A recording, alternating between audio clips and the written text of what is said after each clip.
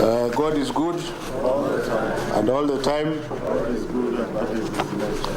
I just would like to recognize my CS, Dr. Sarah Ruto, who is here in spirit because she has lost her father, and the rest of the protocol is as observed by the Principal Secretary. My statement to the country today is perhaps the most solemn and significant since I joined this ministry more than 3 years ago.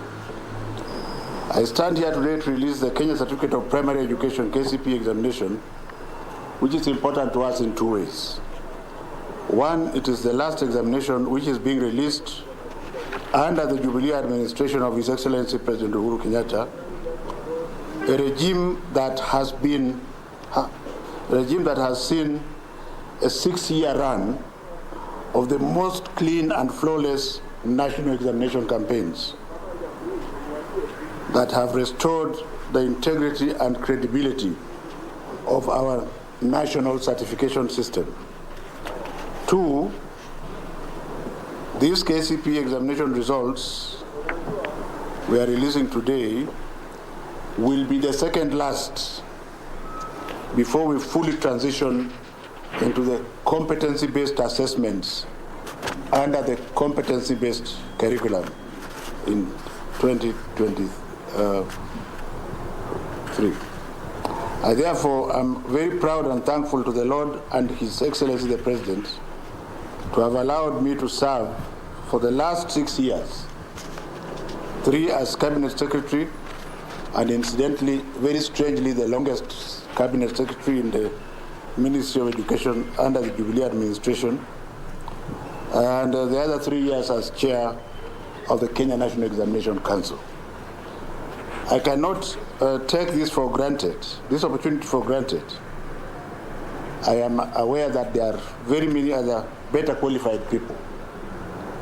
And I think His Excellency the President alone knows why he dared to select me to do this job. As I prepare to hand over the basic education mantle to my successor, which only God knows, I am proud of my record, and I remain confident that the lady or gentleman who will come after me will find a comfortable place to continue from. That is not to say that Jogo House is a place that is easy to work in. It is a place which does not require people who do not have a hardened heart and a personality to fight corruption. Let me outline a few of these milestones. The competency-based curriculum. As a government, we have done everything possible to midwife the transition of 844 to CBC. So far, the CBC has successfully been implemented up to grade 5. Next month, by the grace of God, the pioneers will join grade 6 and sit for their first national assessment later this year. These children have already spent 8 years in the competency-based curriculum. I wish to assure the country that all curriculum materials for grade 6 have been prepared and distributed to all public schools. As you have heard from the Teacher Service Commission CEO, Dr. Nancy Macharia, all relevant teachers have been trained to teach grade 6. So we are prepared for the rollout. And many more teachers will be trained. To be more specific, next month we shall train teachers for grades 7 and 8. But being Kenyans, you can be sure you'll be asking again and again, have the teachers been trained? Are the teachers there?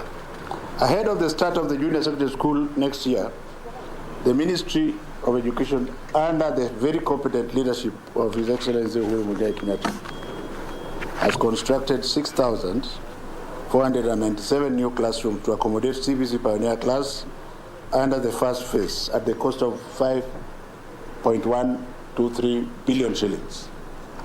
The most important thing to note here is that each of these classrooms has costed only 788,000 shillings.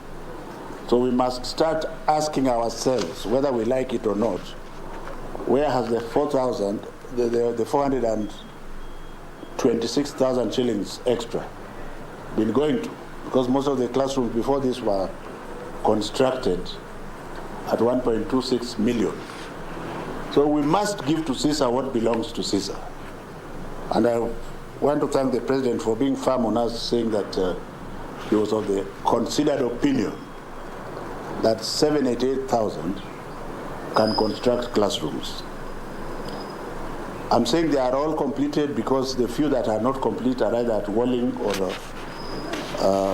roofing stage, and my team and I shall ensure that they are complete before the end of the exams. And then we shall embark on the phase 2 of the program, which is the balance of 3,503 classrooms.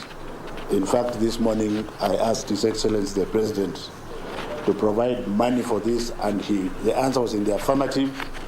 So before we leave office, ladies and gentlemen, whether anybody likes it or not, we shall have constructed 10,000 classrooms at 788,000 shillings each.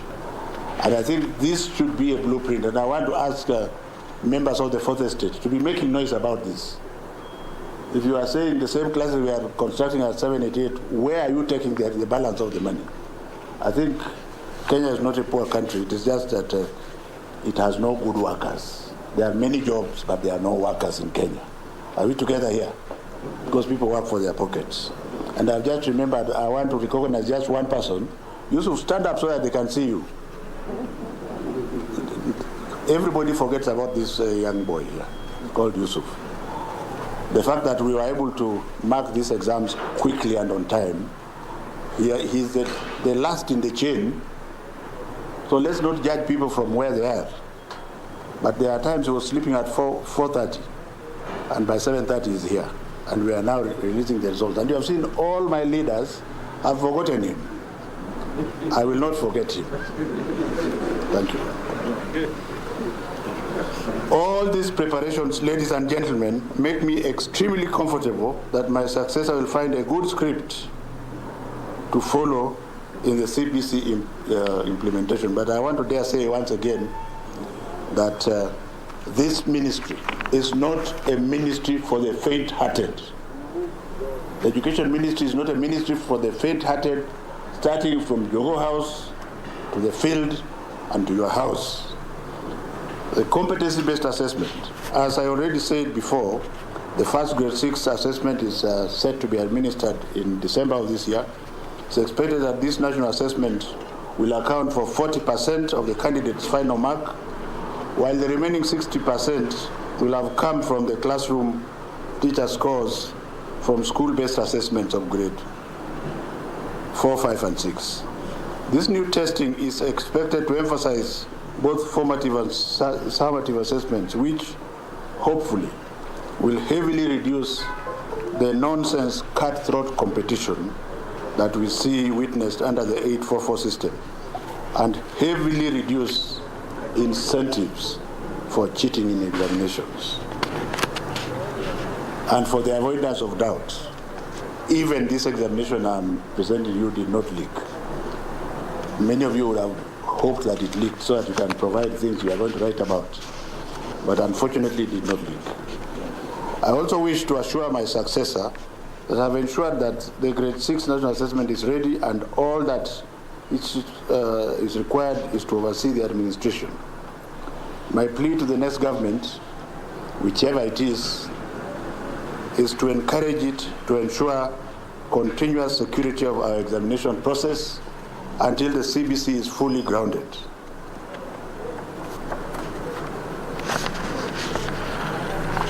The administration of the December 22 examination will effectively mark the end of the rearranged academic calendar that was forced upon us by an external factor, COVID-19, occasioning a prolonged closure in 2020. Beginning of January 2023, our country will go back to the traditional academic calendar starting in January and ending in November of each year. I wish to thank the stakeholders, starting with the parents, the learners, and the teachers. But above all, I want to thank His Excellency the President for being bold enough to bite the bullets when everybody was singing the opposite song. I think in leadership, what I've learned from President Kenyatta is one thing, that decision-making process is perhaps the most important aspect of leadership. So he made a decision to bite the bullet, and while some people wasted up to 2 years, we are going to go back to normal in some months' time. I also do not want to forget our teachers, whom nobody can compensate them. So let me not hear teachers saying, oh, we are not being paid enough. Who the hell do you think is being paid enough? Nobody is paying me to work for 16 hours a day. So you should also do the same, and most of them are doing so. And we are proud of them, Dr. Macharia, and we pass that message to them. I want to thank the President for offering the ministry all the support, the President, for the manner in which he has handled me as a cabinet secretary. He has never given me instructions that confuse me, as if he's saying this and meaning this. Every instruction he has given me has been towards the poor of this nation.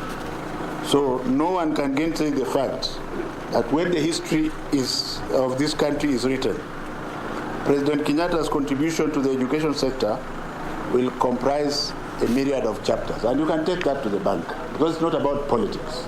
You can actually measure what has been done. The multi-agency examination administration, the successful administration of this exam for the last 6 years would not have been possible if we did not have a multi-agency approach, some of whom I will not name, some I will name because you see the policemen. Basically, I want to recognize, first of all, my fallen colleague, the late General Kaiseri, who together with Fred Matiang'i and Joe Mucheru started this process when I was recruited to work at another level. And we have continued to better the system, except that the Kenyans have refused to accept that the container system which we picked after I went around African countries, and we picked it in Uganda, has been watertight. The exam cannot leak. So I don't know, whoever says the exam, show us the paper the day before. It's a very simple thing they are doing, which even a man who failed the exam can do. Once the examination has left the container, then 1 or 2 teachers will go and take a photo and put it in the mtandao. But the children are already in the classroom. So now that we have stopped phone from going into classes, if you are stupid, continue to do so. And I want to warn here, ladies and gentlemen, I have a choice. My choice is to remain a cabinet secretary until tomorrow. If you choose to put your career online, we shall punish the children and we shall punish the teachers. Just wait and see. It's not a joke anymore, because I think it is a criminal offense to confuse a youngster who is very intelligent. You want to send things in a phone when he's already inside and thinking. So those who are bold enough, who are doing so, who have already taken money from these people, must be prepared to face the consequences which are coming. I'm talking very firmly because there are some we have already caught. Not that the exam leaked, but your attempt, if you are caught with a cell phone, for example, there is a price you shall pay. And it's not a very sweet price. So if you are bold enough to try, go ahead and try. Even this morning, perhaps they tried. Tomorrow, if you like, you can try. And we shall catch you. And in less than 2 weeks, if you are a teacher, your job is gone. That's it. We must not forget the 100% transition in line with the government's 100% transition. But all these children, the 1,214,031, all of them will transit to high school. You will ask why. Some of them were caught colluding. Yes, our law says if you catch a child colluding in primary school, for that subject, the child gets 0. So that will bring the marks down. Up to now, I don't think there's any child who was caught with all the papers. So even if you passed on only one, you will go to a school which is appropriate with you. Are we together? So, but they will pay for it, especially all those that... Already the minister has put in place measures to ensure that a selection exercise is conducted soonest, and I dare say that Kibet, within 2 weeks I would be wanting to know whether it is complete or not. You have no sleep until we complete that subject. Umeelewa? Now, when the legacy of His Excellency the President is written, the LIMU scholarship program will be written in it. And this program has enabled the poor children of Kibera, of Kiandutu, or what have you, of Kisumu, children who are intelligent like I was, and who are poor like I was, and who had no chance of becoming a doctor and finally a CS like me, because the mandarins were around it. So they would sell their positions. If you are taken in alliance, people with money through collusion will buy your place and allow you to go to a high school near your area. We want to thank His Excellency the President for his wisdom, that as we speak now there are 18,000 children whose scholarships are for the 4 years, starting from 2019. And this means that those poor will also raise their families, because when they rise, they will rise with their families. And because of that, the President has very gladly agreed this morning that we continue with another 9,000 beneficiaries this year. And so I am going to state here that we should look for James Mwangi, and we start. And I will not be in my office, I will be with them. I want to be sure that it is that child who requires that scholarship that gets it. Because I am the best example.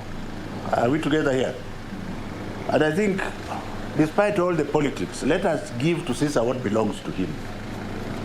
Because originally that scholarship was supposed to be meant for other people only. His Excellency the President called me and said, no, go and look for the urban poor children. There are many children who are poor in the urban area. And I found very many of them. As far as irregularities are concerned, usually this primary school exam does not have too many irregularities because it's not high stakes. This time round, we had 320 candidates who are attempting to collude in 7 examination centers. There will be a price to pay by each of those 320 candidates, and the exam administrators in those 7 centers are going to be severely admonished in the usual manner. Dr. Macharia, it is over to you. If there's anyone that belongs to Interior, ile mtu iko wapi? Yeah, I've forgotten your name. Mr. Mukwe. We shall hand over to you. So within the next 2 weeks or so, you will be hearing what has been done as far as primary school is concerned. Of the details, 1.2 million candidates in 28,313 centers. Of these, we have achieved gender parity, 50.28 boys, 49.72% girls. Basically comparable to last year's.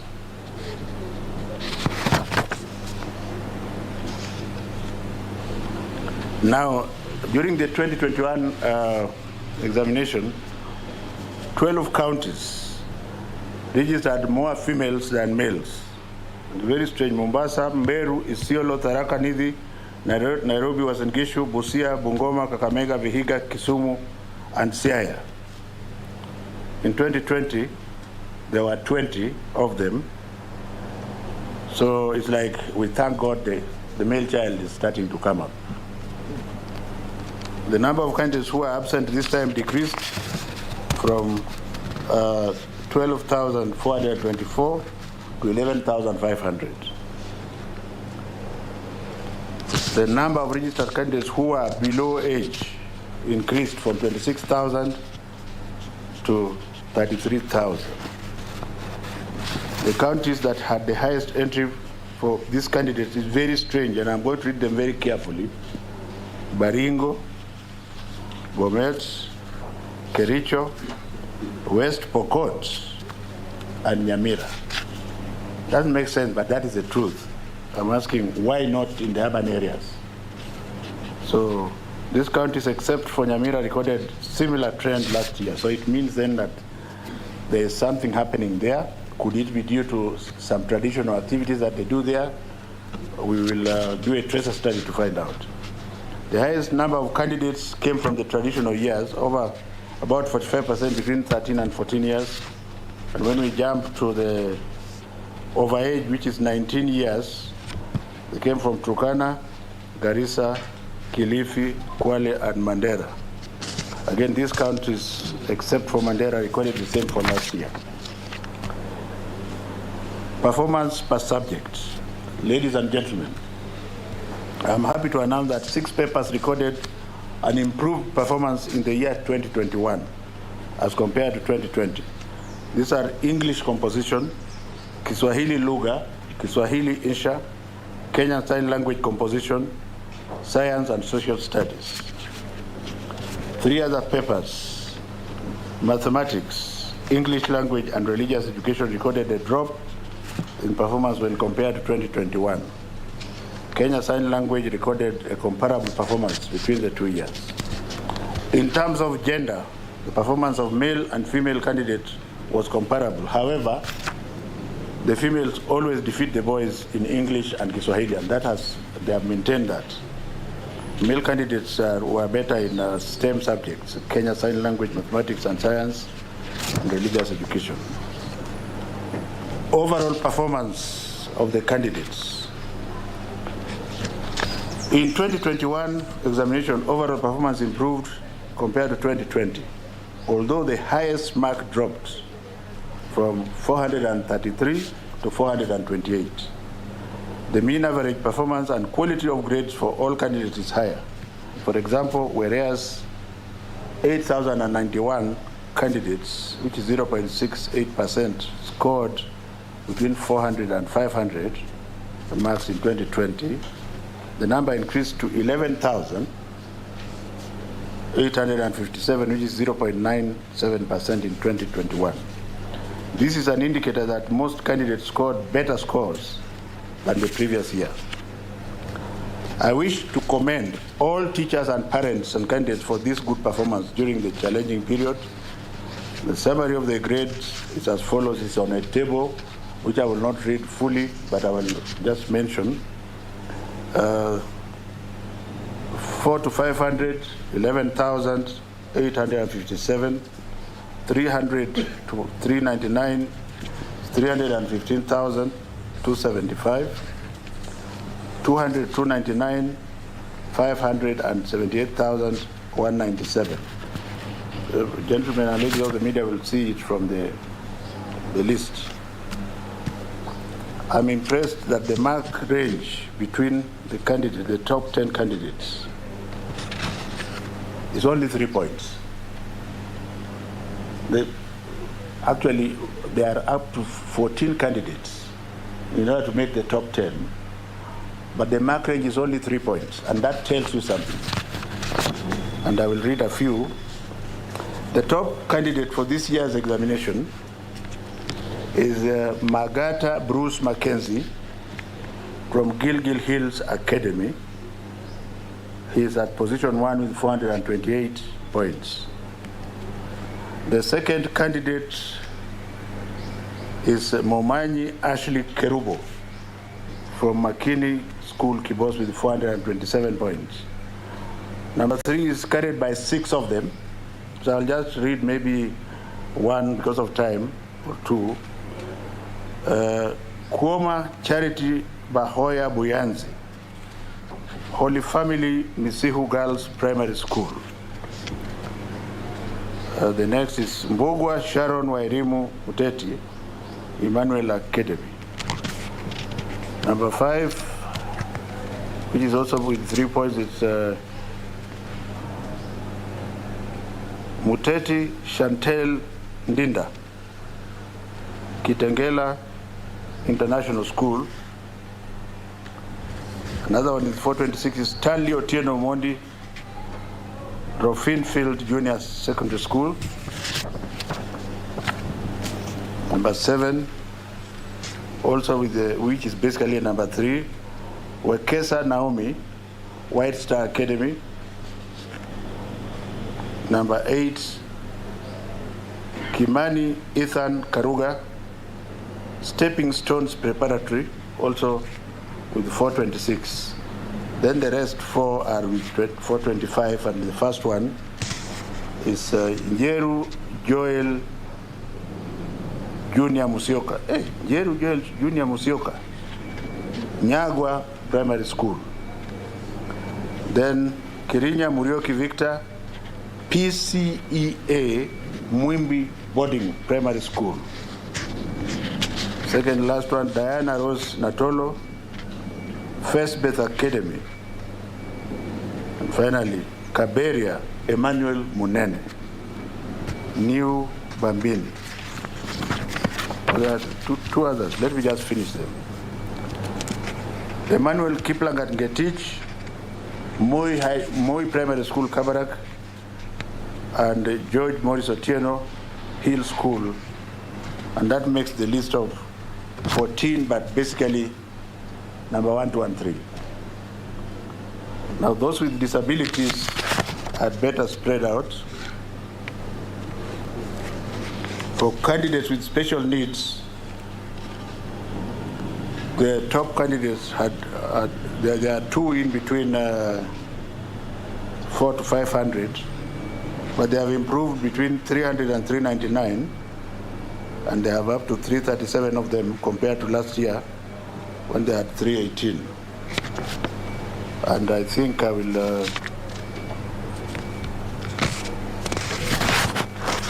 just call a few of them.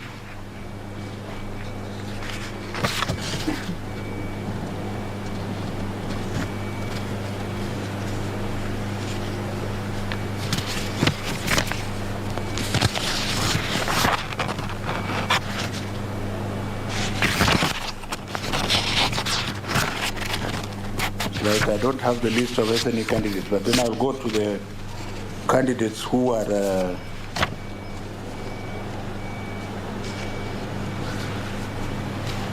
top candidates in SNE. I have the list here. Bethany Tatila Migosi from Thorngrove Academy with 417 points. Grace Nema Katana from Havila Academy, Mutwapa Primary School. Kamau Jackson Degwa from Mudhiria. Musioka Kings Kevin. All those have 401. The 2 of them have 401.